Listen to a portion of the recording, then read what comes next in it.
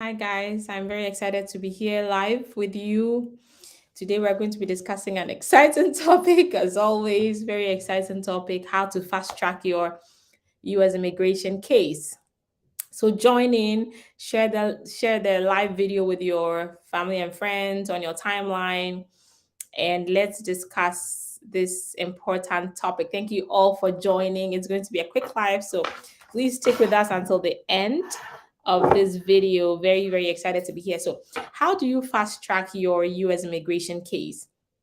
If you filed a green card application or you filed I'm now on Instagram says you're looking so good. Like, thank you. Thank you so much. If you filed your green card application or any type of US immigration application, how do you make the process go faster? It's no news that USCIS, United States Citizenship and Immigration Services, they are severely backlogged because of the COVID pandemic. That that's the reason they said they're backlogged. So it's been already almost 3 years, but they're still trying to overcome the effects the pandemic had on the cases that they have to adjudicate. So they are very backlogged. People have been waiting for 2 years, 3 years, longer for some types of cases. So in this video, we'll be discussing how do I fast track my case? How do I expedite my case? Because that's a question that people ask. How do they expedite or fast track their US immigration case? So we'll be taking a look at my screen. Let me share my screen here.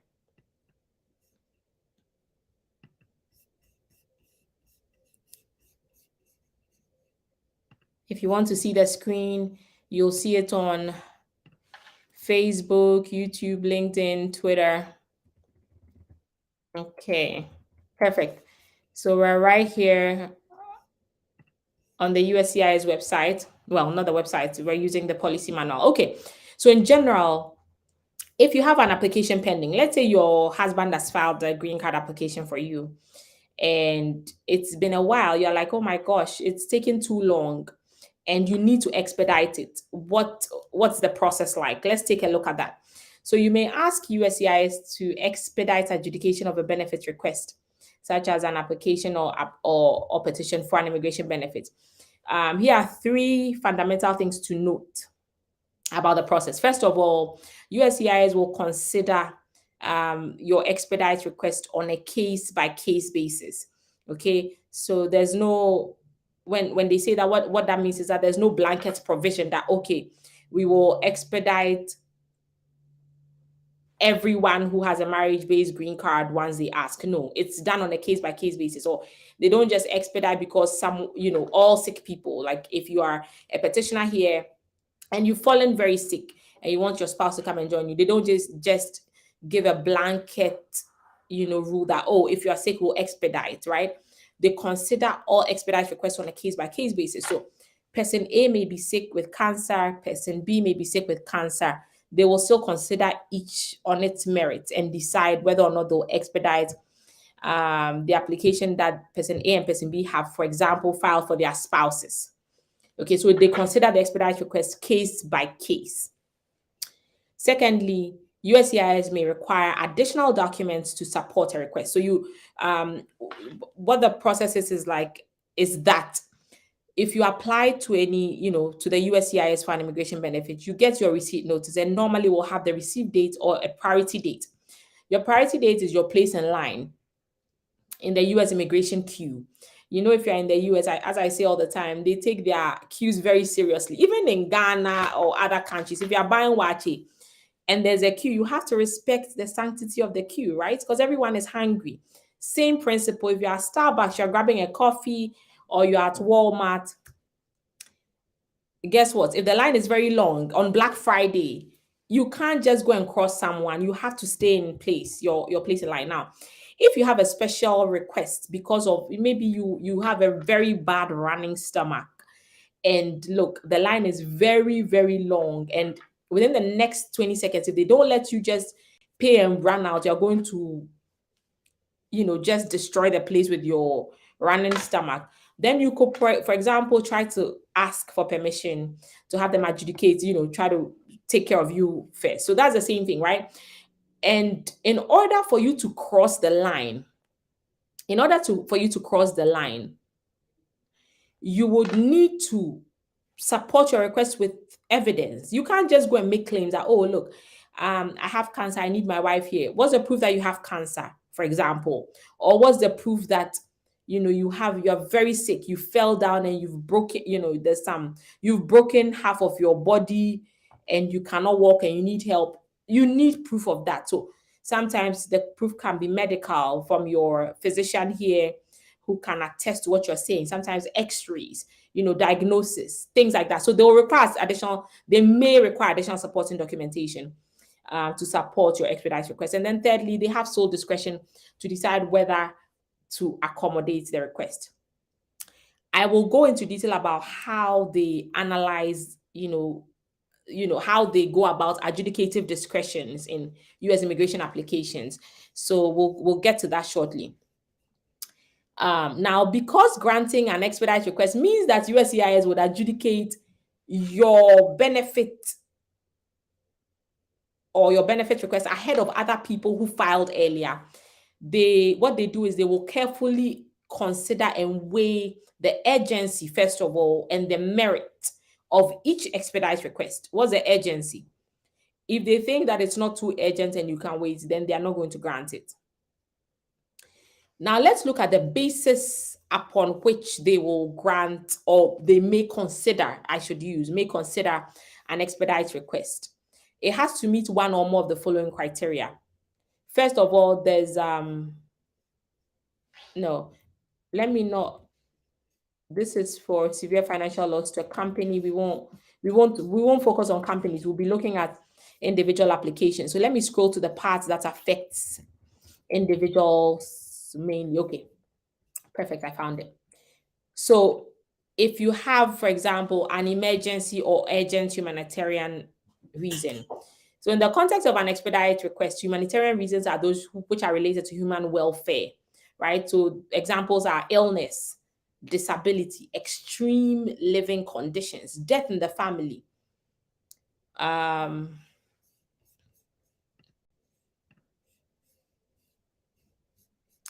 or travel to obtain medical treatment in a limited amount of time. An emergency may include an urgent. I don't know why this is blocking my screen. If you want them to expedite your employment authorization because you are a healthcare worker during an emergency. So, for example, during COVID, they were really expediting the work authorization for healthcare workers. So those are some of the reasons they'll consider an expedite request, and if you have an urgent humanitarian reason or an emergency.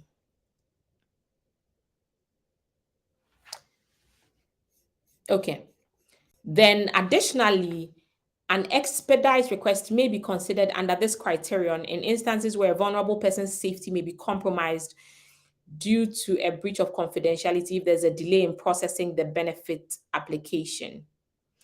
Please note that a benefit requester's desire to travel, if you want to go on vacation, it does not meet an emergency. Like, oh, I just decided I want to go have fun with my husband and I realized that I don't have my work permit. I need it. We've booked our travel for next week. Can you expedite?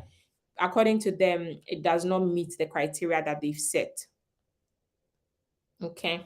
But where a vulnerable person's safety may be compromised due to a breach of confidentiality, if there's a delay in processing, if there's a delay and that will breach a vulnerable person's confidentiality, then they could decide to expedite your request. Okay. Now let's scroll down. Let me see. I think there's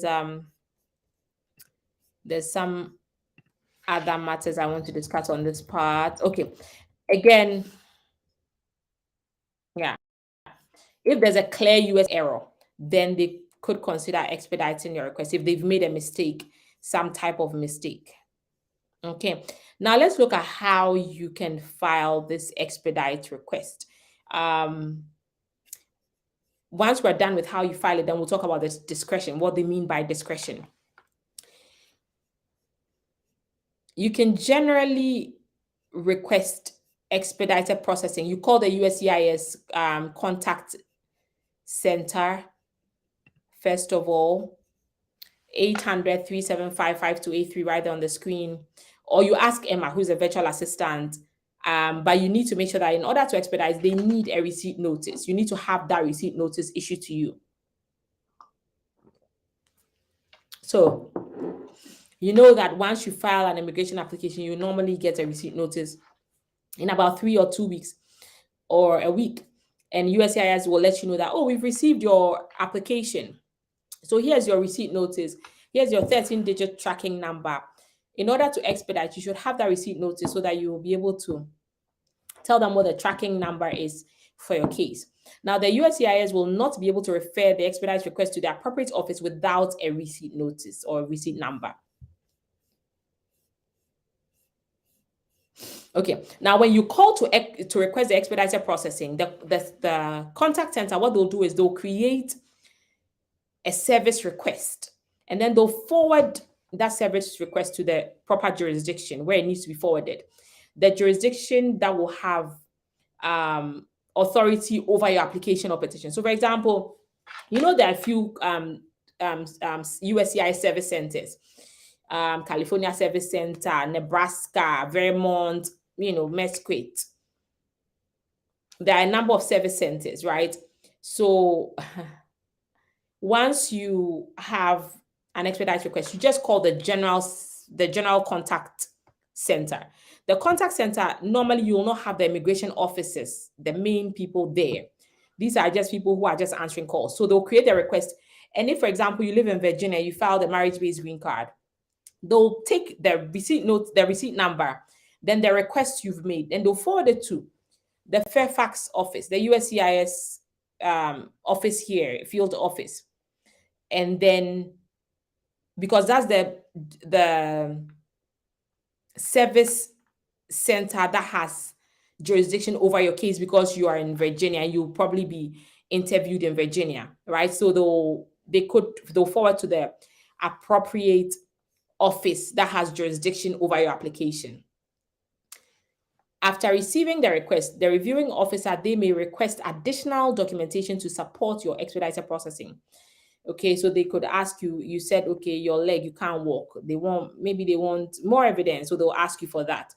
Now, a decision on an expedite request, please note that it is not an approval or denial of the underlying benefit request. So this means that your expedite request could very well be denied, but it does not mean that your actual case has been denied. It's just a decision on the expedite request. Okay. And the expedite request could be approved, but the underlying application could be denied. So please distinguish between that. Now, the expedite decision simply informs the requester whether USCIS will take the benefit request out of date order and issue a decision, which could be an approval or denial, faster than the normal processing times. All right, guys, so that's it for this screen. Let's go back. Now, let's talk about discretionary analysis. When they say, oh, they'll review your application with discretion, what does that mean? Discretion in law is simply, some sort of administrative grace over your case. And they look at a number of factors in order to determine whether or not they should give you, what did I do here? Perfect. Okay, I found it. Let me see if it's this one. Let me share chapter 8. This is the discretionary analysis. So I'll just do discretion with respect to expediting your case. I think we'll do another video on discretion, because it's a very very, very complex and very important discussion for U.S. immigration, because it cuts across many of the applications that we file. So, for example, visa lottery, whether or not they give you the visa, it's a discretionary analysis. Let's go. You guys will understand some more. Let's start. So, oh my gosh, did I share the screen? Okay, I think I am. Perfect. So many immigration benefits require the requester to demonstrate, as you guys know, that, merit a favorable exercise of discretion in order to receive the benefit. Now, for these benefits, a discretionary analysis is a separate additional component of adjudicating the benefit request. Whether to favorably exercise discretion is typically assessed after an officer has determined that the requester meets all applicable threshold eligibility requirements. Now, what does a discretionary analysis involve? It involves the review of all relevant specific facts and circumstances in an individual case. However, there are limitations on how the officer may exercise discretion. The officer may not exercise discretion arbitrarily, inconsistently, or in reliance on biases or assumptions. Okay. So the fact that it's a discretionary analysis doesn't mean they can go outside the confines of the law. The law still kind of regulates how these discretionary analysis should be performed. In some contexts, there are regulations and case laws that outline certain factors that the officer must review and use as a guide in making a discretionary determination. There's no exhaustive list of factors that they may consider. They will just weigh all positive factors present in a particular case against your negative factors in the totality of the record. The analysis must be comprehensive, specific to the case, number 2, and based on all relevant facts known at the time of adjudication. Okay, if your case is complex, they'll consult with their supervisors and local counsel. Okay, so USCIS. I tell you guys, most of the immigration officers are not lawyers, but they do have counsel, legal or local counsel there that they can confer with on legal decisions and things like that. That's one of the reasons why you mustn't be too nervous. But yeah, you should be nervous because it's a big deal though. Because if I say that I am afraid that some people will take it, I'm like, oh yeah, then I can do it by myself. It's not that simple, but okay. Now let's take a look at some cases where in some types of cases there's discretionary analysis involved. Some other cases they don't involve discretionary review for US immigration. Okay, so where an immigration benefit is discretionary, meeting the statutory and regulatory requirements alone, it does not entitle you to the benefit sought. I gave you guys an example of visa lottery. If you've met it, they still have discretion to deny you. Okay. And then, of course, an adjustment of status. If you're trying to apply for a green card, they have discretion to deny you or to approve you based on that. Okay, now certain immigration benefits, they're not discretionary. So, for example, filing an I-130 or a petition for alien relative. If the requester properly filed and meets the eligibility requirements, then USCIS, they must approve that benefit request. There's no discretionary analysis. And they cannot, if you qualify, they cannot deny you as a matter of discretion. Like an I-130, if you're filing, an I-130 for your family member, if they are your wife and you're a U.S. citizen, you're entitled. So far as you demonstrate your immigration status and the qualifying relationship, they must approve it once you meet those things. However, if you're filing a green card application like the I-485, that has a discretionary analysis component. Okay, so I think I'm wading into other waters. Essentially, I just wanted to show you guys that, for example, if you have an adjustment of status case, it involves discretionary analysis. So if you're trying to get your case expedited, they will do a discretionary analysis to make sure that it warrants a favorable discretion. So I just went through this discretionary thing to kind of connect it to how to make sure that your expedite request application or your request is approved. Okay. So if you need our help, don't hesitate to call us and we'll do an assessment and help you. If you guys have questions, feel free to drop your questions.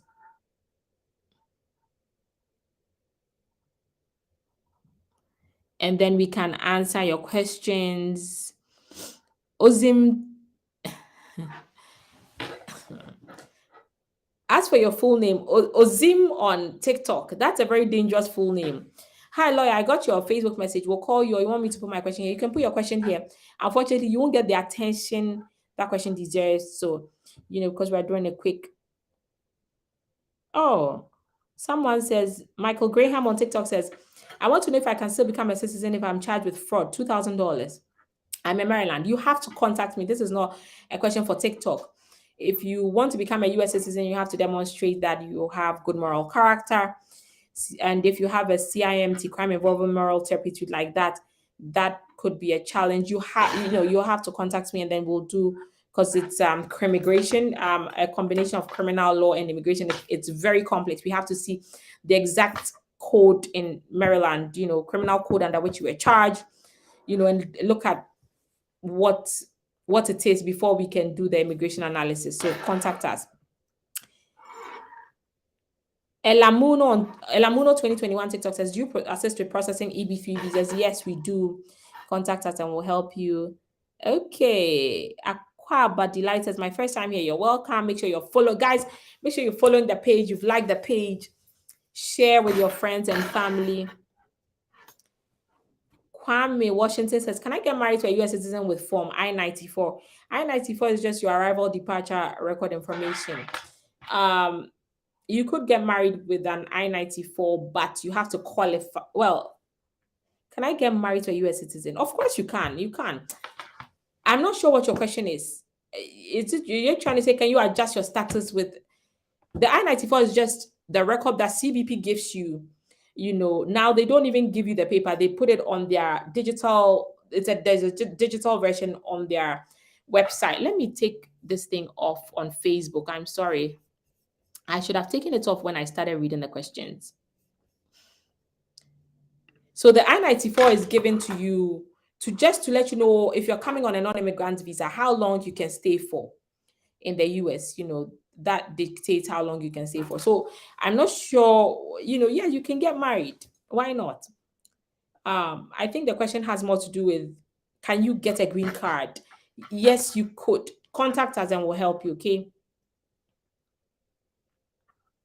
How much would it cost me to adopt my 2-year-old stepson SIJ program, Special Immigrant Juvenile? It depends on the state in which you're based. So we have the SIJ, we have the family portion and the immigration portion. The 2-year-old will have to be categorized as neglected, abandoned, or abused. And there's a court order that will form the predicate saying that this person is abandoned, neglected, or abused, and the child is dependent on the court. And then after that, we can use that to file the SIG portion. It depends on the state you're in. You have to do the family law portion first, the juvenile court portion first. I would say family portion first. And then we can move on to the immigration portion. So contact us and we'll be able to assist you better.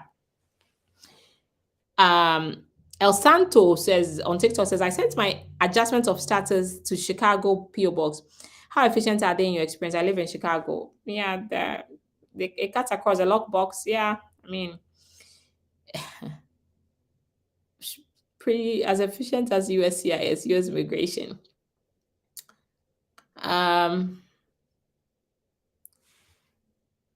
Dakara on TikTok says, I want assistance to demigrate, not immigrate. Can you assist? Please contact us and tell me exactly what you need help with. Most likely we can help you. Quisit says, green card parent. What's my better, easier option to file for my minor in the States? Wow. Yeah, so a green card parent, you can certainly file for your child who's a minor in the States. They'll be categorized if you're a US citizen as an immediate relative. There's no wait time. And even if, they've been here, like they don't need to wait for a visa to be able to adjust their status. A visa is always available. There's no wait time for that. And they can adjust without leaving the US for these minors. Okay. So contact us and then I will be able to assist you with filing an immigration petition for your child.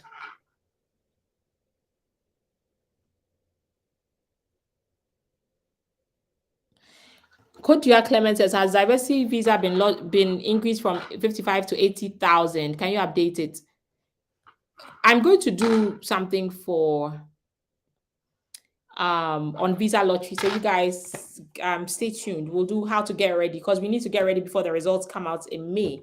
So we'll do something on how to get ready, what to do, what to prepare in anticipation. So I'll address all those things.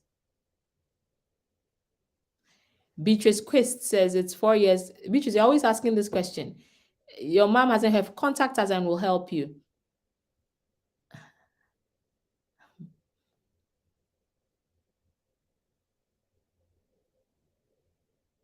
Okay. Can you detail a processing time on the form I-130? It depends on where you're based. All you need, I need to do a video on this one as well, how to check your processing time. So you just go to USCIS processing times, and then you'll be able to put in the I-130, and then you put in the service center where your case is, and they'll give you the rough timelines. Okay. Prince Mac Obrimenu on Facebook. He says, oh, he's on LinkedIn. Okay, you're doing a good job. Congratulations. Being a Ghanaian, specifically an Akan, your middle name, Ohenetwene, gives me an idea that you might be related to someone in the Chief's Palace. Right on, like spot on. You couldn't be farther from the truth. I'm sorry. Thank you for the wonderful compliment. I appreciate it. Okay, so we have Nana Danso Sikeni Texan. He says, my wife filed for me when she was an LPR and our case is at the NVC. How do we change her status to citizen? I'm in Ghana. Yes, we have to upgrade your petition. So contact me and I'll help you to do that on how to upgrade your petition, the petitioner status. Okay. All right, guys. So I have to leave you now. I hope this has been a wonderful session. Don't forget to follow, like our page, give us a thumbs up, drop a comment, drop some emojis.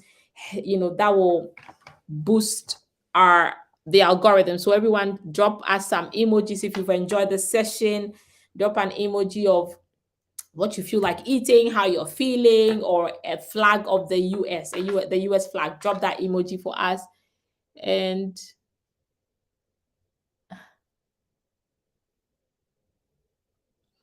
I'm still getting a number of questions. Guys, drop me the emojis. Drop us the emojis, and then let me answer my final question, and then we can call it a day. Drop us some emojis. Oh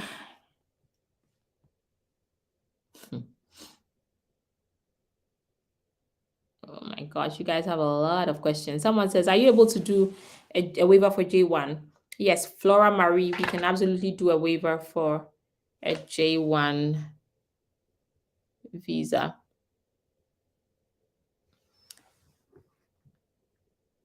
We can help you with that. As you guys know, the J1 visa, if you have the home residency requirement, then you need to file a waiver to not be subject to that home residency requirement.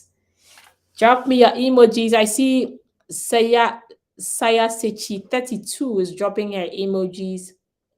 Good job. All right, guys. So I will see you. Oh, there's some more comments on Facebook. Let me read those comments and then we can go. Yaboa Philip says, God bless you for your good works. Thank you, Yaboa. I appreciate your kind words. And then Leslie Amegavi says, I filed my I-485 since June. It's been pending. Got my EAD in September though. Okay. That's good. It means things are working. So hopefully you will you will get a decision soon. All right, guys. Thank you for joining. I will see you guys in the next video. Take care and bye.